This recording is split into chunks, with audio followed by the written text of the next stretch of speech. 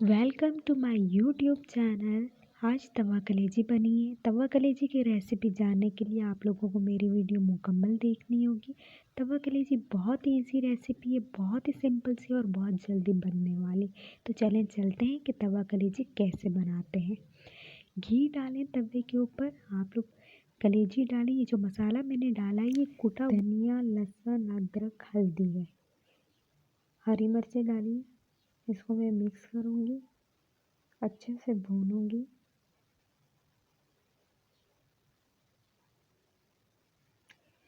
इसको अच्छे से भूनने के बाद ये धीमी आंच पे पक रहा है।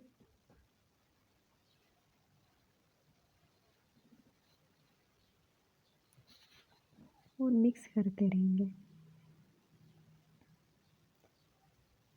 अब इसमें डालेंगे लाल मिर्च, हल्दी, इसको मिक्स करेंगे अच्छे से।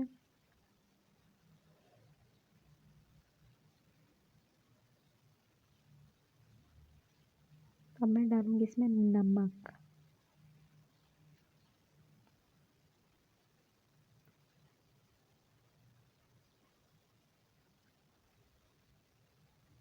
कुटी हुई लाल मिर्च,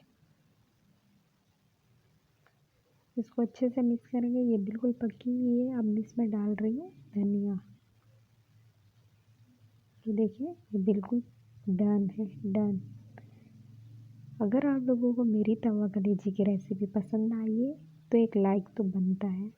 तो मेरे वीडियो को लाइक कीजिए और कमेंट ज़रूर करें। पराठे के साथ खाएं, बहुत ही मज़े की है।